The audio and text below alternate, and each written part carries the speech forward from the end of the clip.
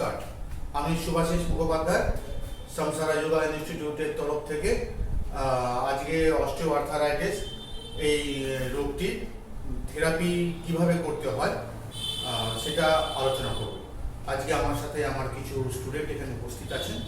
এছাড়াও আপনাদের জন্য আপনারা নিজেরা কীভাবে প্র্যাকটিস করবেন আর থেরাপিস্ট সে কীভাবে থেরাপিটা অ্যাপ্লাই করতে পারে তার উপরে আলোচনা করছি।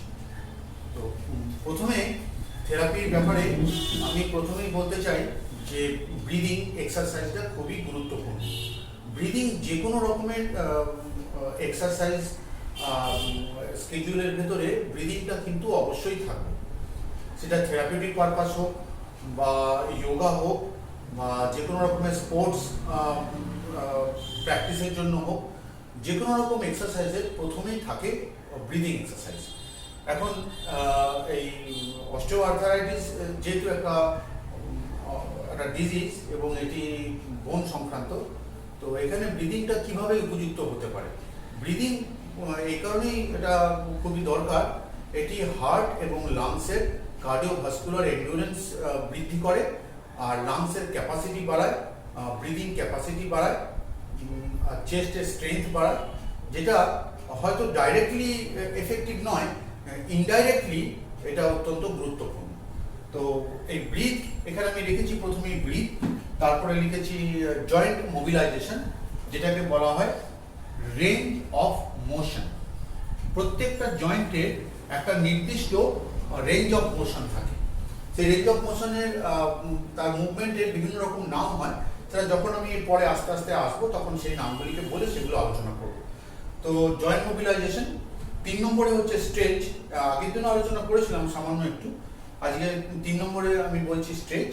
তারপরে হলো স্ট্রেংথ, তার মানে শক্তি বৃদ্ধি করা, মাসেলসের, লিগামেন্টের, টেন্ডনের স্ট্রেংথ বৃদ্ধি করা। তারপরে হলো রিল্যাক্সেশন। রিল্যাক্সেশন অবশ্যই স্ট্রেচ হলে সেটা তখনই এফেক্টিভ হবে যখন সেটা রিল্যাক্স হবে। রিল্যাক্স না হলে তার রেজুভিনেশন বা সেটা পুনরায় তার মধ্যে নিউট্রিশন যাওয়া, সেটিকে আবার শক্তি বৃদ্ধি করা, এটা হয় না। তারপরে হলো ডায়েট। খাদ্য অবশ্যই একটা যে কোনো ক্ষেত্রে একটা সুস্থ জীবন চালাতে গেলে, সুস্থ শরীর রাখতে গেলে খাদ্য একটা অবশ্যই গুরুত্বপূর্ণ। সেখানে অস্টিও আর্থারাইটিসের জন্য পার্টিকুলার কোন কোন খাদ্যগুলি বা খাদ্যগুণ সেটাকে সাহায্য করবে রোগ মুক্তি হতে, সেটাও আলোচনা করব। তারপরে হলো finally doctors advice is always important. Doctors advice নিতে হবে, যখন প্রয়োজন হবে তখন অবশ্যই ডক্টরের অ্যাডভাইস মতো, তার গাইডেন্স মতো চলতে হবে। তো প্রথমে ব্রিথ নিয়ে বলছি। ব্রিথ এখানে আরেকটা সেকশন করি। ব্রিথ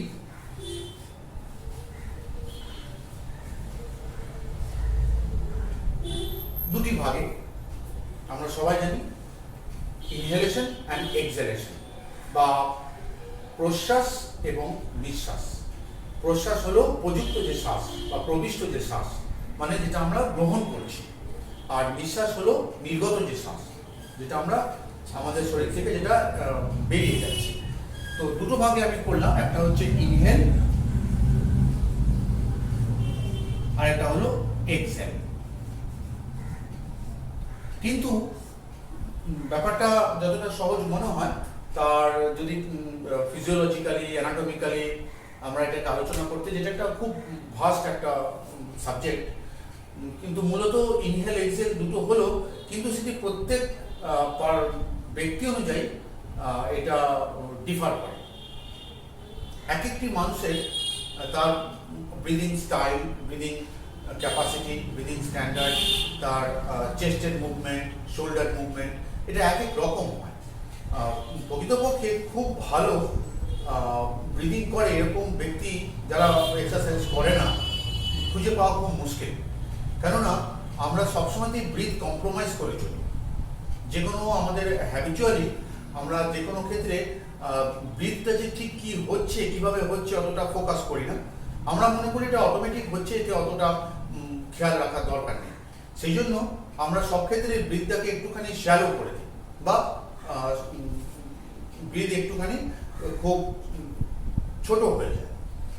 এটা এটা হলে হয় কি, আমাদের লাংসের উপরে, হার্টের উপরে চাপ বৃদ্ধি হয়, তাতে সেখানে স্ট্রেংথ কমে যায়, এবং যদি লাংস যেখানে উইক হয়ে যাবে সেখানে হার্টও তার এফেক্ট আসবে, কারণ হার্ট অ্যান্ড লাংস দুটো পরস্পরের সঙ্গে ভয়ঙ্করভাবে সংযুক্ত। সেই জন্য প্রথমে ব্রিদিংয়ের উপরে ফোকাস করতে হয়। আর ব্রিদিংয়ে বেশ বলা যায় 4 রকমের ব্রিদিং গুরুত্বপূর্ণ। 4 রকমের মধ্যে 1 নম্বর হচ্ছে চেস্ট ব্রিদিং।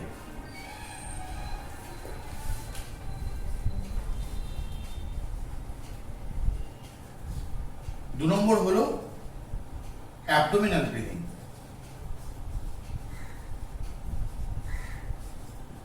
3 নম্বর হলো ডায়াফ্রাগমেটিক ব্রিদিং।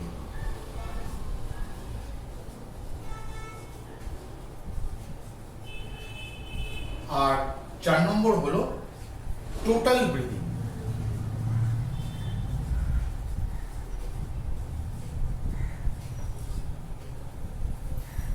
এখন এতগুলো ভাগে ভাগ করেছি, যখন ব্রিদিং হয় সেটা আমি চেস্ট ব্রিদিং করি, বা অ্যাবডোমেন ব্রিদিং করি, বা ডায়াফ্রাগমেটিক ব্রিদিং করি, অথবা টোটাল ব্রিদিং, যেটা সব মিলিয়ে সেটা হচ্ছে টোটাল ব্রিদিং।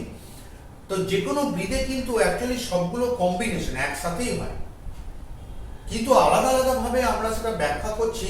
একটা হচ্ছে প্র্যাকটিসের সুবিধার জন্য, আর আরেকটা হচ্ছে ব্যাপারটাকে ভালো করে বোঝার জন্য।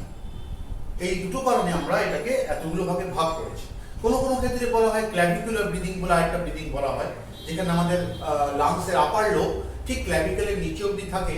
সেই আপার লোবে সবসময় ভেন্টিলেশন হয় না, সেই জন্য আপার লোবের, স্পেসিফিক্যালি আপার লোবের জন্য আমরা বলি ক্ল্যাভিকুলার ব্রিদিং।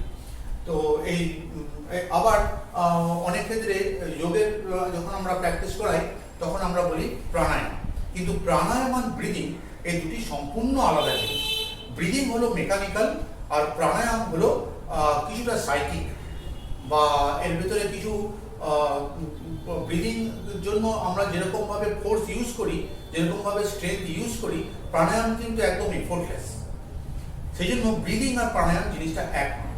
এবার আমি অনেকে দেখেছি তারা প্রাণায়াম প্র্যাকটিস করে, সেখানে খুব জোর দিয়ে নাক দিয়ে নিঃশ্বাস নেওয়া, এক নাক দিয়ে নিঃশ্বাস নেওয়া, অন্য নাক দিয়ে ছাড়া, এটাকে অনুলোম বা অনুলোম বিলোম বলে ব্যাখ্যা করা হয়। কিন্তু প্রাণায়াম কিন্তু খুবই সাইলেন্ট, এবং এটা অত্যন্ত একটা সূক্ষ্ম একটা প্র্যাকটিস। ওকে, তো এই জন্য আমরা এই 4টে ব্রিদিংয়ের একটা একটা করে আমি সামান্য করে বলবো, এবং যদি সম্ভব হয় আমি তার একটুখানি ডেমনস্ট্রেট করে দেবো। 1 নম্বর হলো চেস্ট ব্রিদিং। চেস্ট ব্রিদিং যেটা আমরা সহজেই করতে পারি এবং আমরা প্রথমেই প্র্যাকটিস করি, সেটা হচ্ছে চেস্ট ব্রিদিং।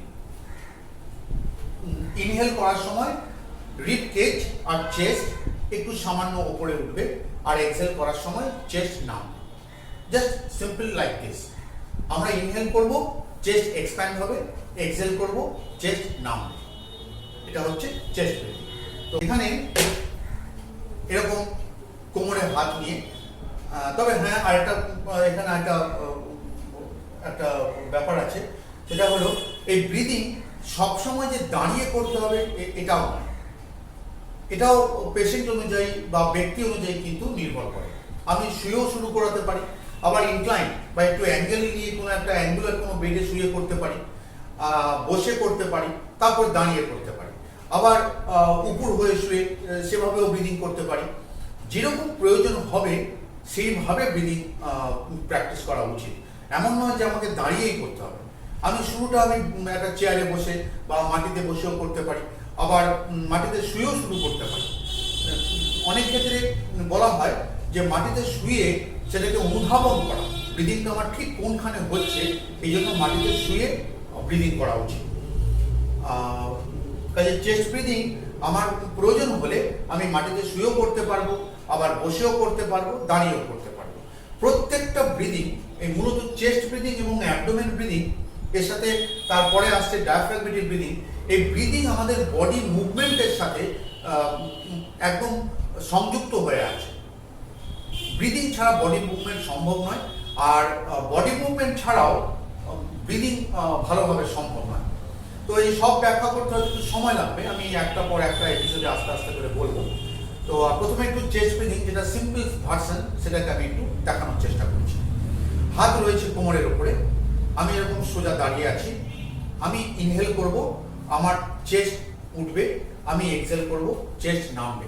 তবে এর সাথে একটু সাইডেও রিব কেজের ঠিক লোয়ার পার্টেও একটু এক্সপ্যান্ড হবে এবং পেছনের উপরের অংশে ওখানেও একটু এক্সপ্যান্ড হবে।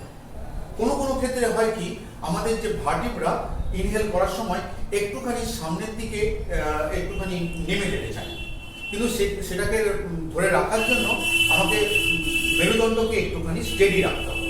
ওকে, তো প্রথমে একটা এক্সাম্পল দিই, তাহলে ব্যাপারটা ক্লিয়ার হবে। আমি কোমরে হাত নিলাম, খুব রিল্যাক্স হয়ে দাঁড়ালাম।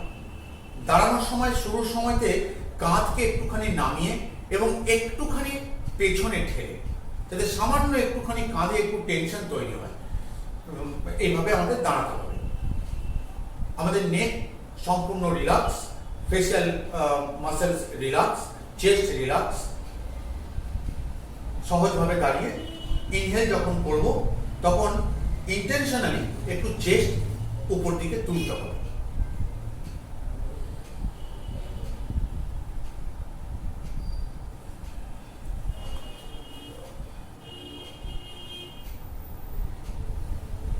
তার মানে কি হলো, আমি ইনহেল করলাম, চেস্ট উঠলো, যতটা সম্ভব ম্যাক্সিমাম উঠলো, কিন্তু আমি যখন ছাড়লাম একটু স্লো ছাড়ছি এই কারণে আমার রিব কেজ কিছু মাসেলস আছে যেগুলো বলা হয় ব্রিদিং মাসেলস। তার মধ্যে একটা ভাগ হচ্ছে প্রাইমারি আর একটা ভাগ হচ্ছে অ্যাক্সেসরি বা সেকেন্ডারি। তো এই মাসেলস মুভ করে বলেই চেস্ট উপরে ওঠে, আবার একটা মাসেল কন্ট্রাকশন করে, কিছু মাসেলস রিল্যাক্স করে বলে চেস্ট নিচে নামে। তো সেই জন্য যখন আমি নিঃশ্বাস ছাড়বো একটু স্লো ছাড়বো এই কারণে যে মাসেলসগুলোকে আমি কন্ট্রাক্ট করে চেস্টকে উপরে উঠিয়েছি, সেটাকে আমার ইন্টেনশন এবং আমার কনসাসলি আমাকে সেটাকে স্লো রিলিজ করতে হবে। আমি যদি সঙ্গে সঙ্গে ছেড়ে দিই তাহলে এক্সেলটা বেশি হবে না। যেমন ধরুন অ্যাজমার ক্ষেত্রে এক্সেলটা খুব বেশি করার চেষ্টা করে, কিন্তু হয় না কেন, এই চেস্ট এই রিব কেজের আশেপাশে যেসব অ্যাক্সেসরি বা প্রাইমারি মুভার যেসব মাসেলসগুলো আছে সেগুলো খুব রিজিডিটি হয়ে যায়, তার মধ্যে টেনশন খুব তৈরি হয়। তো সেই জন্য ছাড়ার সময়টা স্লো এবং নেওয়ার সময় তো খুবই slow. Maximum inhale, maximum exhale. Okay, আমি আরেকবার দেখাচ্ছি।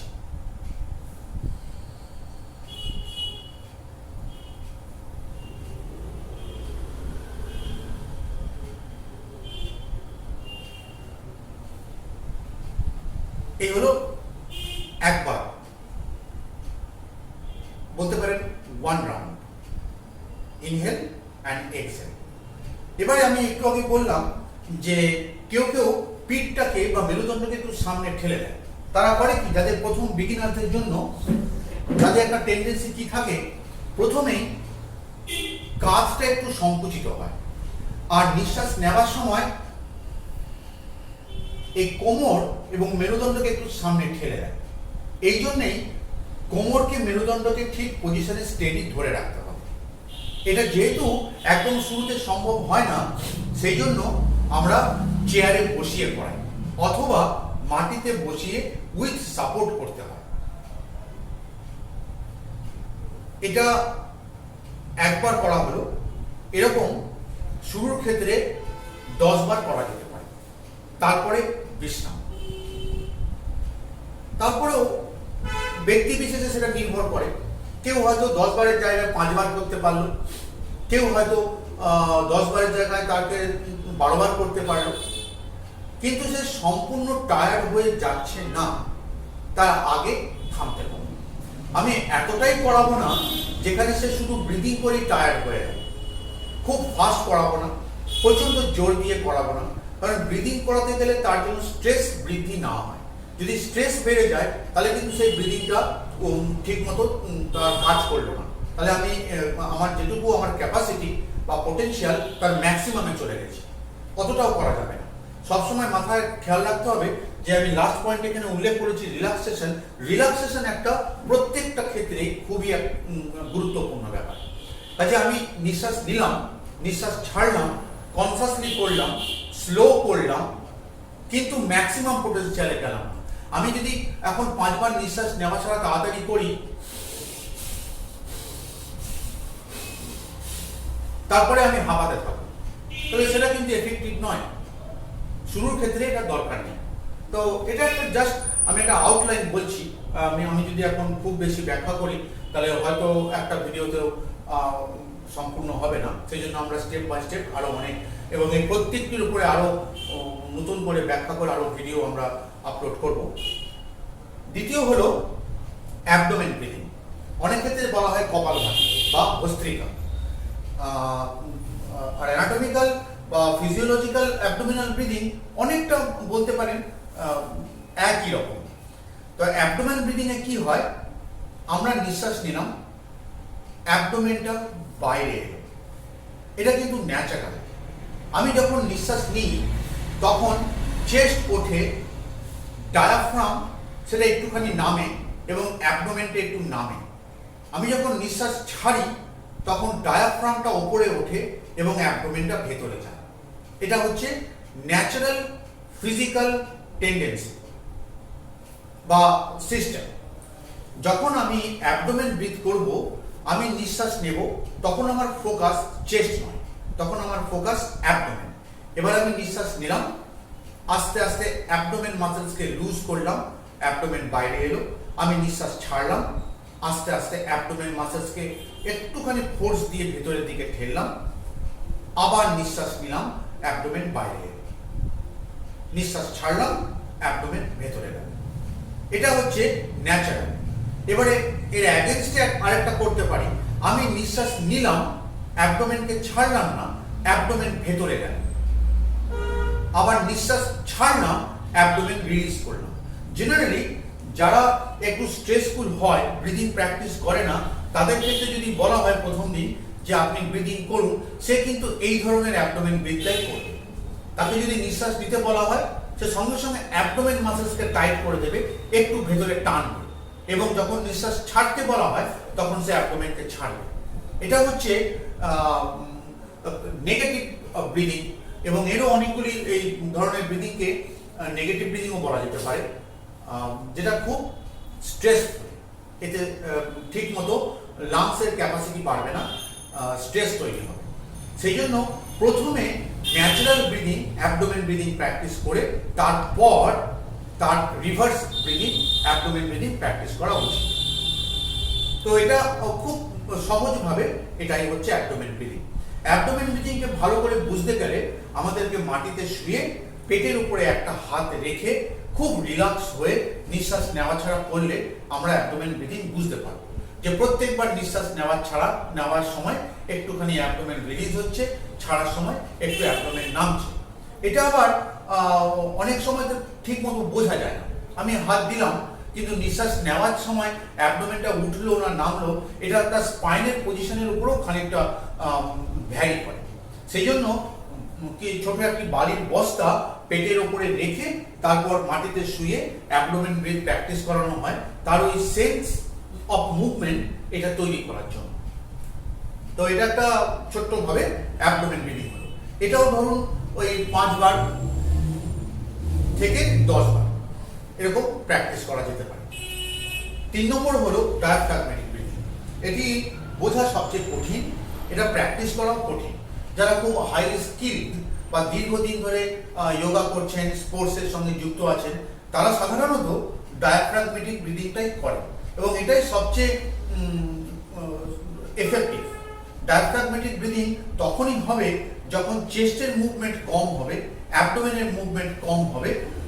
ডায়াফ্রামের জন্যই চেস্ট এক্সপ্যান্ড হবে এবং ডায়াফ্রামের জন্যই চেস্ট একটুখানি ছোট হবে। সেটা আমাদের এক্সারসাইজ প্র্যাকটিসের জন্য সবচেয়ে উপকারী। এবার একটা কথা বলি এই ডায়াফ্রাগম্যাটিক ব্রিদিং নিয়ে। এটাকে আমি চট করে এখানে শো করতে পারবো না, কারণ এটা এতটাই ছোট হয়, তার এক্সপ্যানশন অ্যান্ড কন্ট্রাকশন এতটাই মানে সেটা ভিজিবল হয় না। আরেকটা উদাহরণ দিই, তাহলে হয়তো বুঝতে পারবেন। ধরুন নিঃশ্বাস নিলেন, নিয়ে কিছুক্ষণ 5 সেকেন্ড দম বন্ধ করে থাকলেন, নিঃশ্বাসটা ভিতরে হোল্ড করে রাখলেন। এই যে আমরা কথা বলার সময় মাঝে মধ্যে আমাদের অভ্যাস হয়ে গেছে যে নির্গত যে শ্বাস যেটা নিঃশ্বাস, কিন্তু আমি বলছি নিঃশ্বাস নেওয়া, আসলে এটা আমাদের অভ্যাসের জন্য তৈরি হয়েছে। তো এরকম কিছুক্ষণ ওই ব্রিথটাকে হোল্ড করে থাকলেন, তারপরে যদি আপনি অনুভব করেন, দেখবেন অ্যাবডোমেন ক্যাভিটি এবং চেস্ট ক্যাভিটির ঠিক মাঝখানের জায়গাটাতে, যেখানটাতে রিব কেজ শেষ হয়েছে এবং অ্যাবডোমেন শুরু হয়েছে, ওইখানটায় একটু টান অনুভব করছে এবং ওটা মনে হচ্ছে যেন একটুখানি এক্সপ্যান্ড হচ্ছে এবং একটুখানি যেন কন্ট্রাকশন হচ্ছে। এই কারণে বললাম, যখন কেউ এক্সারসাইজ করে বা যোগা করে বা যখন থেরাপিস্ট এসে তাকে বিভিন্ন রকমের এক্সারসাইজ করায়, আমি কিন্তু সব সময়তে ব্রিথ করতে পারব না। ইনহেল এক্সহেল কন্টিনিউ চলতে পারে না, এবং আমি যদি ইনহেল এক্সহেল কন্টিনিউ চালাই তাহলে কিন্তু তার সাথে আমার এক্সারসাইজ সবসময় চলতে পারে না। আর একটা বড় এক্সাম্পল দিই, একটা ফুটবল প্লেয়ার, তারা যে অত ফাস্ট দৌড়াচ্ছে, তার সাথে স্কিল বল ড্রিবলিং করছে, বিভিন্ন অ্যাঙ্গেল থেকে যে শট মারছে গোলের দিকে, সে যদি ব্রিদিং এর উপরে ফোকাস করে তাহলে কিন্তু করতে পারবে না। সেখানে ম্যাক্সিমাম ইনহেল এক্সহেল বা অ্যাবডোমেন ব্রিথ সম্ভব নয়, কিন্তু ব্রিথ তো ম্যাক্সিমাম রাখতে হবে। ব্রিথ যদি কন্টিনিউয়াস এবং ম্যাক্সিমাম না হয়, তাহলে হার্ট আর লাংসের মধ্যে অক্সিজেন সাপ্লাই কন্টিনিউয়াস না থাকে, তাহলে এনার্জি তৈরি হবে না। তখন তাহলে কি করতে হবে? তখন ডায়াফ্রাগমেটিক ব্রিদিং। এই জন্য expert yoga practitioner, expert sports person, তাদের ডায়াফ্রাগমেটিক ব্রিদিংটাই হয়, কারণ সেখানে চেস্ট এক্সপ্যান্ড করলে তখন সেই মুভমেন্ট করা যায় না। বা ধরুন যে মার্শাল আর্ট করছে, সে তো চেস্ট এক্সপ্যান্ড করা, অ্যাবডোমেন এক্সপ্যান্ড করা সম্ভব না। এই দুটোই যথেষ্ট স্ট্রং হতে হবে, চেস্ট মাসেলস, কারণ চেস্ট মাসেলসের সাথে ব্যাক মাসেলস এবং পুরো ভার্টিব্রাল কলাম যুক্ত আছে, সেটা খুব বেশি মুভমেন্ট করা যাবে না। সেই জন্য তখন ডায়াফ্রাগমেটিক ব্রিদিংটা সম্পূর্ণভাবে ইনহেল এক্সহেলে সাহায্য করবে। ওইটাই আমাদের তখন মেইন সোর্স অফ ব্রিদিং হয়ে যাবে। এই জন্য যেমন কোনো যোগী কুম্ভক প্র্যাকটিস করে, কুম্ভক প্র্যাকটিস করতে গেলেও ডায়াফ্রামকে কাজে লাগাতে হয়।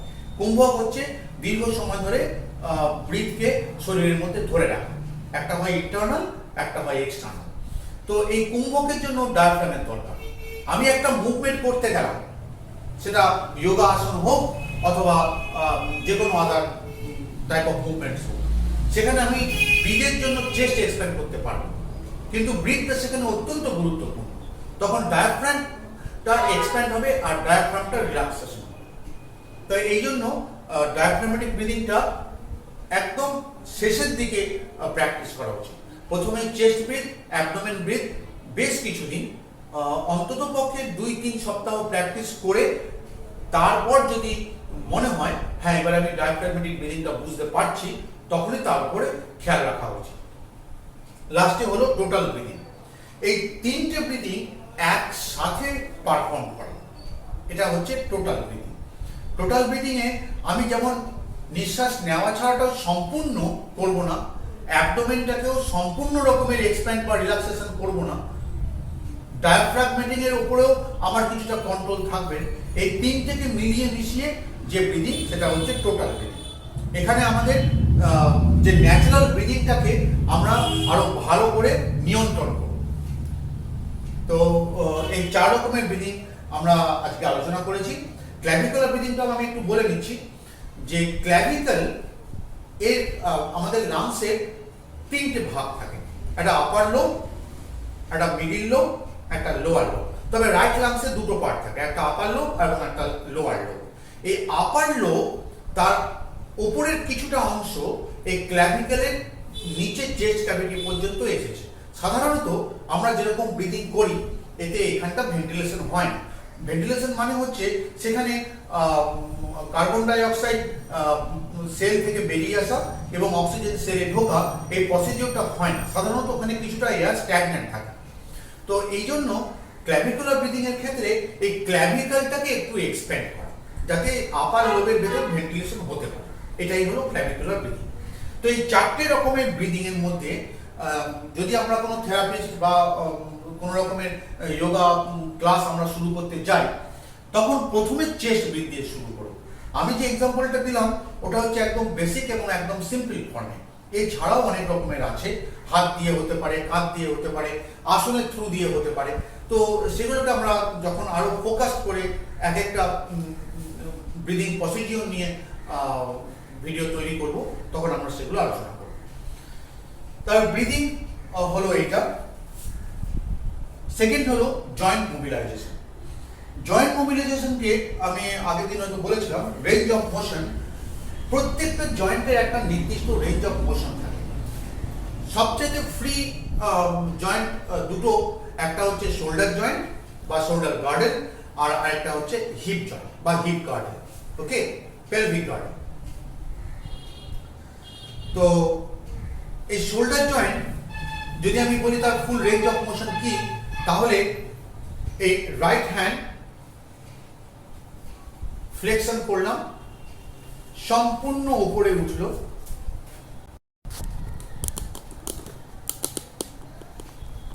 আস্তে আস্তে এক্সটেনশন করলাম,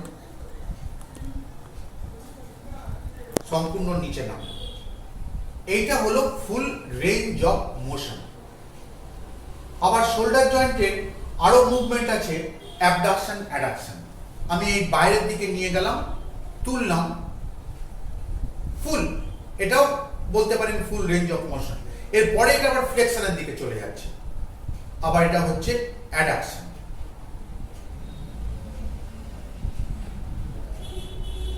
একটা জয়েন্ট তার সম্পূর্ণ রকম সব দিকে ঘুরছে, সেটা হচ্ছে সেই জয়েন্টের full range of motion. Shoulder জয়েন্টের সব রকমের মুভমেন্ট থাকে, abduction, adduction, flexion, extension, rotation, circumduction, সব রকম মুভমেন্ট থাকে। এটা আমাদের সবচেয়ে মোবাইল জয়েন্ট। একটা হচ্ছে শোল্ডার জয়েন্ট আর হিপ জয়েন্ট। তো এটাকে যদি এখন নি জয়েন্ট, যেহেতু আমরা অস্টিও আর্থারাইটিস নিয়ে আলোচনা করছি, তো নি জয়েন্টের ক্ষেত্রে যখন আর্থারাইটিস শুরু হবে, তখন টেন্ডন, লিগামেন্ট আর সংলগ্ন কার্টিলেজ ক্ষতিগ্রস্ত হয়েছে। তা প্রথম ব্যাপার হচ্ছে আমাদের শরীরের প্রোটেকশন সিস্টেম কিছুটা টেন্ডনকে আর লিগামেন্টকে টাইট করে দেবে, একটু স্প্যাজম টাইপের তৈরি হবে, যার জন্য তার ফুল রেঞ্জ অফ মোশন হবে না। তাহলে আমার প্রথম কাজ হলো তার রেঞ্জ অফ মোশন বাড়ানো, সেটা যেন ফুল রেঞ্জ অফ মোশনে কাজ করে। এবার আমি নি জয়েন্টের ফুল রেঞ্জ অফ মোশন দেখাই। তুমি একটু ক্যামেরাটা নিচের দিকে করো।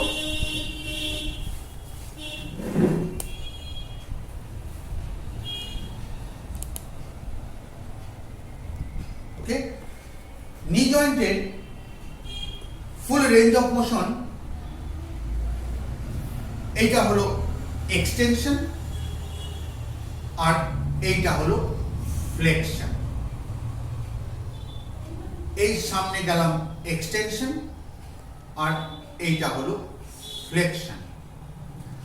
একটু এলডারলি আর্থারাইটিক পেশেন্ট, যাদের নি আর্থারাইটিস হয়েছে, তাদের ক্ষেত্রে পুরোপুরি ফ্লেকশন করা একটু অসুবিধা হয়, এখানে এসে থেমে যেতে পারে। তারপর এক্সটেনশন করতে গেলেই পেইন হয়, ফ্লেকশনও পেইন হতে পারে। সম্পূর্ণ খুললাম, কিছুক্ষণ ধরে রাখলাম, আবার আস্তে আস্তে নামিয়ে আনলাম, সম্পূর্ণভাবে ভাঁজ করার চেষ্টা করি। এবার আর্থারাইটিস পেশেন্ট যারা হয়, তাদের ক্ষেত্রে এইটা পেইনফুল হয়, কিন্তু আমার প্রথম লক্ষ্য হচ্ছে এই ফুল রেঞ্জ অফ মোশনকে নিয়ে আসা। কেমন ওখানে রাখো, এইটাকে যেমন আমি বসে করলাম, এটাকে আবার শুয়ে প্যাসিভলি করা যেতে পারে। আমি দাঁড়িয়ে হাঁটু ভাঁজ করে চেয়ার পোজ বা স্কোয়াটের মতো পজিশনে যেতে পারি। আমি যদি এখন এই ভাঁজ করা খোলা, এটা আমি ফ্রি মুভমেন্ট করছি, ওপেন চেন মুভমেন্ট করছি। আমি যদি ক্লোজ চেন মুভ করতে যাই, তখন এইভাবে যদি আমি বসি তাহলেও কিন্তু হাঁটুর ফ্লেক্সন এক্সটেনশন হচ্ছে, এটাও কিন্তু আমার কাজ করবে। এটাও সেই একই রেঞ্জ অফ মোশনের জন্য করছি। আবার যদি আমি এই ওয়ারিয়ার পজিশনে যাই, গিয়ে হাঁটুকে আস্তে আস্তে ভাঁজ করছি, এটা ক্লোজ চেন হলো, এবং এখানে আমি হাঁটুতে ফুল রেঞ্জ অফ মোশনে যেতে চাই, সেখানেও কিন্তু ফ্লেকশন আর উঠে এলে এক্সটেনশন হচ্ছে, দুরকমই হচ্ছে। কাজেই আমি বিভিন্ন ভাবে করতে পারি, কিন্তু এটা যেটা আমি দাঁড়িয়ে করলাম, এতে বডি ওয়েট একটা রেজিস্ট্যান্স তৈরি করছে। তাহলে আমি সেখানে রেজিস্ট্যান্স দিয়ে আমি এই যে স্কোয়াটের মতো যাওয়া, এতে একটা হচ্ছে রেজিস্ট্যান্স আর একটা হচ্ছে রেঞ্জ অফ মোশন তৈরি করা। তো প্রথমে একটু রেঞ্জ অফ মোশনের উপরে ফোকাস করে, যেটা ফ্রি, যেটা আমি বসে করলাম, ওপেন চেন যেটা আমি বসে করলাম, এটা প্র্যাকটিস করিয়ে নেওয়া ভালো। তারপর আমি রেজিস্ট্যান্স দেবো। যার অলরেডি রেঞ্জ অফ মোশন নেই, সেখানে পেইন ক্ষতিগ্রস্ত হয়েছে, সেখানে কিন্তু আমি আগেই এরকম দাঁড়িয়ে উইথ রেজিস্ট্যান্স, যেখানে আমার বডি ওয়েটই আমাকে হাঁটুতে একটা রেজিস্ট্যান্স তৈরি করছে, সেটা করতে যাব। এবার ওবেসিটি পেশেন্টদের জন্য সেটা সম্ভব নয়। যদি খুব কশাসলি করা যায়, এটা করা যেতে পারে, কিন্তু খুব মিনিমাম। কিন্তু খুব পেইনফুল যদি হয়, তখন এটা একদমই করা যাবে না। আগে পেইন রিলিফ করতে হবে, কিছুটা পেইন রিলিফ করতে হবে, তারপর ততটুকুই করতে হবে যখন তার পেইন হচ্ছে না, ততটুকুই করা যেতে পারে। তারপরে আমি এই ওপেন চেন মুভমেন্টেও আমি রেজিস্ট্যান্স অ্যাপ্লাই করতে পারি।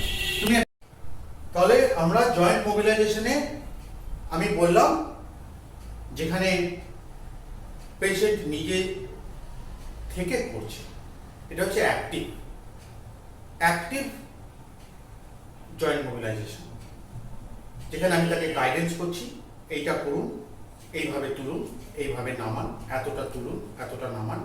তবে ঠিক বিলো দ্য পেইন লেভেল, সেইখান অবধি শুরু করতে হবে।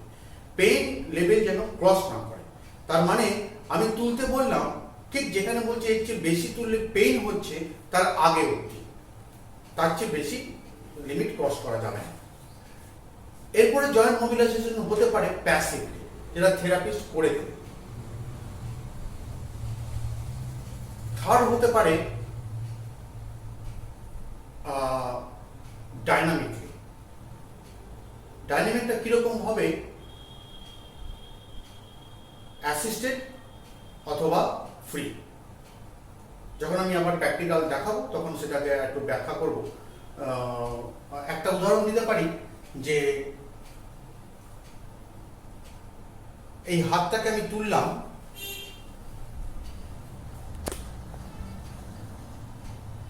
আবার হাতটাকে আমি নামালাম আমার শোল্ডার জয়েন্টের জন্য। এটা হচ্ছে অ্যাক্টিভ, আমি নিজে করছি। আর প্যাসিভ, যখন থেরাপিস্ট আমার হাত ধরে আমাকে হেল্প করলো, সাপোর্ট দিল, আমি হাত তুললাম আর নামালাম। ডাইনামিক, একটু ফোর্সফুলি আমি সম্পূর্ণ তুললাম আর নামালাম, কন্টিনিউয়াস, তুললাম নামালাম, তুললাম নামালাম, এটা ডাইনামিক। তো এরকম ডাইনামিকভাবে করা যেতে পারে, তবে সেটা অবশ্যই পেশেন্টের কন্ডিশন অনুযায়ী চিন্তা ভাবনা করে অ্যাপ্লাই করতে হবে। আমাদের নি জয়েন্টটা, যেটা আগের দিন আমি বলেছিলাম, যে ওপরে রয়েছে femur, distal part of femur, এবং নিচে রয়েছে প্রক্সিমাল পার্ট অফ টিবিয়া। অনেক সময় এই দুটি জয়েন্টে যদি ঠিক মতো পজিশন করা যায়, উপরের জয়েন্টকে বা ফিমারকে ফিক্সড রেখে টিবিয়াকে সামান্য টু অ্যান্ড ফ্রো মুভমেন্ট করা যেতে পারে। সামান্য রাইট অ্যান্ড লেফট, এই সামান্য মুভমেন্ট করা যেতে পারে, যেটা স্লাইডিং মুভমেন্ট করা যেতে পারে। সেটাও রেঞ্জ অফ মোশন বৃদ্ধি করতে সাহায্য করে। অবশ্যই এখানে খেয়াল রাখতে হবে যে তার যেন পেইন না হয়, কারণ অলরেডি তার লিগামেন্ট এবং কার্টিলেজ ক্ষতিগ্রস্ত হয়ে আছে। তো মূলত এইভাবে রেঞ্জ অফ মোশন বাড়ানো যেতে পারে। রেঞ্জ অফ মোশন বৃদ্ধি করার সাথে স্ট্রেন অ্যান্ড স্ট্রেচ এই দুটি যুক্ত আছে। স্ট্রেচ, এবার আমি একটু স্ট্রেচ নিয়ে আলোচনা করি। স্ট্রেচ অনেক রকম হয়, isometric, concentric, eccentric, dynamic, static, ballistic, অনেক রকম হতে পারে। তার মধ্যে যদি আমি নি জয়েন্টের কথা পার্টিকুলারলি বলি, তো ট্র্যাকশন ইউজ করা হয়। ট্র্যাকশনও হলো এক ধরনের স্ট্রেচ। স্ট্রেচ করলে যে লিগামেন্ট, যে মাসেলস, টেন্ডন যেখানে একটুখানি রিজিড হয়ে যেতে চাইছে বা জয়েন্ট স্পেসটাকে ছোট করে দিতে চাইছে, সেটা একটুখানি ইলংগেশন হয়। এখন কতটা ওয়েট দিয়ে তাকে ট্র্যাকশন দেওয়া হবে সেটা ডাক্তারের পরামর্শ অনুযায়ী এবং যিনি এক্সপার্ট ফিজিওথেরাপিস্ট আছেন উনি পেশেন্টকে দেখে তারপর ডিসাইড করবেন।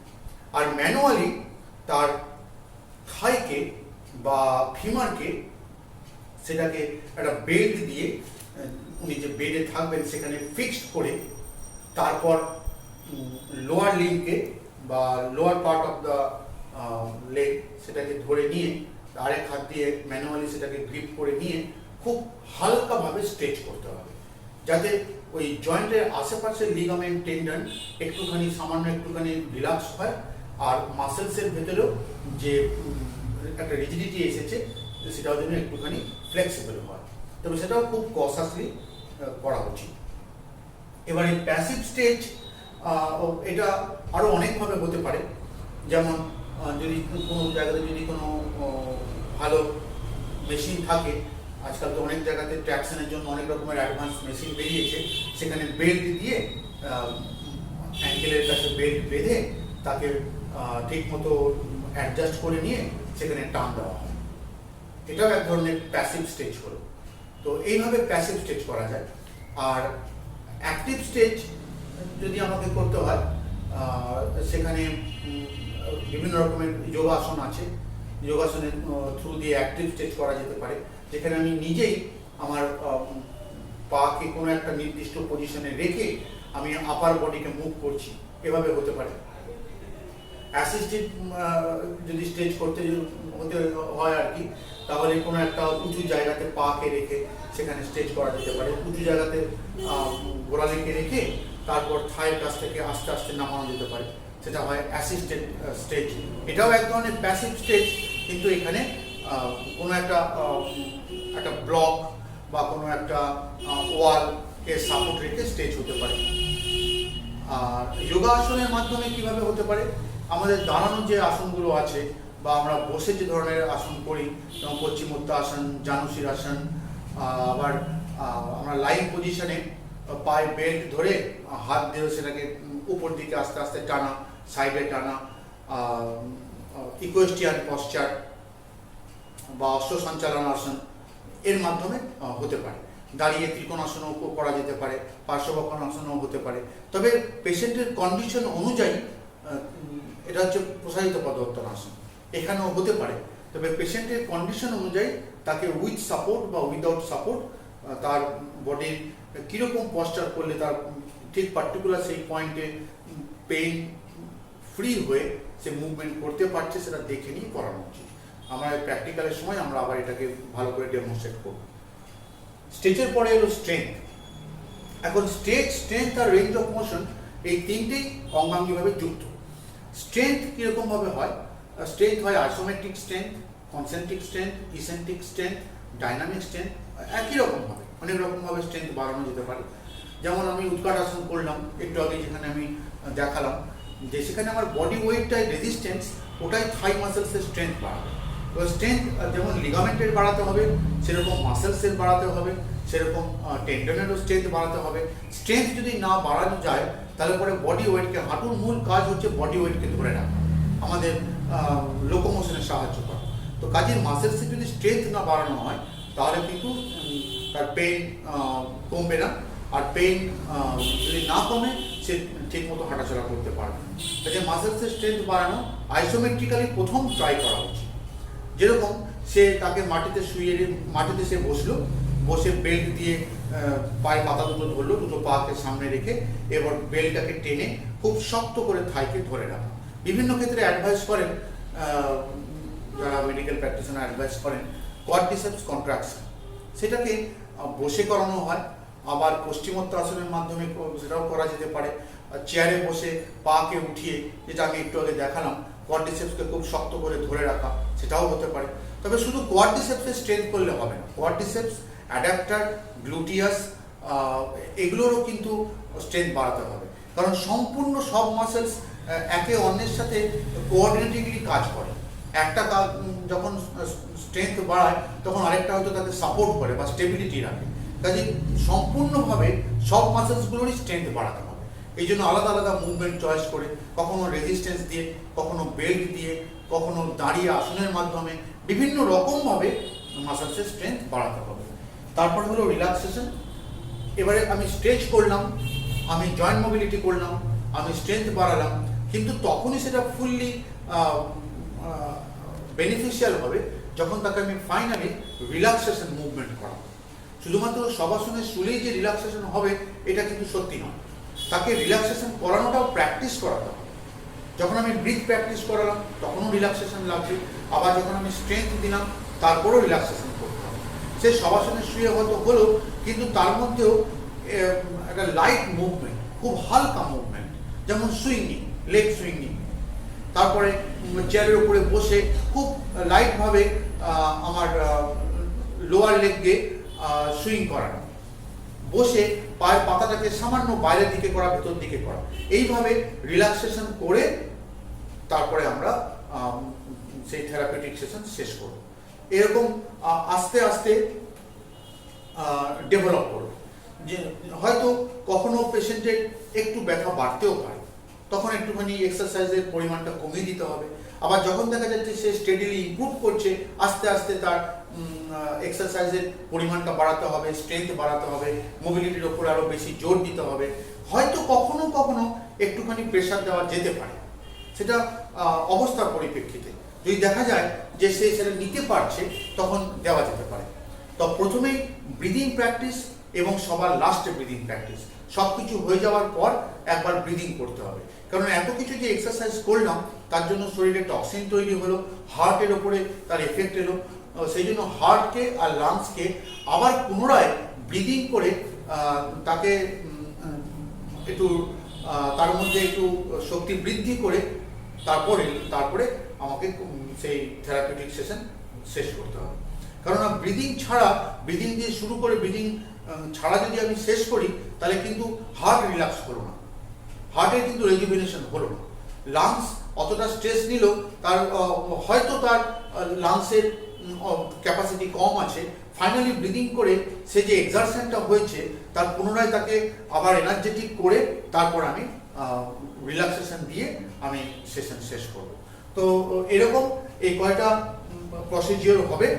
আর ডায়েটের মধ্যে কিভাবে ক্যালসিয়াম, ফসফরাস আর আয়রন, ভিটামিন ডি এগুলো সে নিতে পারে প্রত্যেক দিনের ডায়েটে, সেইভাবেই তার ফুড চার্ট তৈরি করা হবে, যেখানে ক্যালসিয়াম, আয়রন, মিনারেলস আর অন্যান্য যেসব মিনারেলস আছে যেমন ম্যাগনেসিয়াম, পটাশিয়াম, সেগুলোকেও দেখতে হবে, সেগুলো যেন সঠিক মাত্রায় প্রতিদিন তার খাদ্যের মধ্যে থাকে। আর যে কোনো যদি কখনো প্রয়োজন হয় অবশ্যই ডাক্তারের অ্যাডভাইস নেওয়াটা খুবই জরুরি।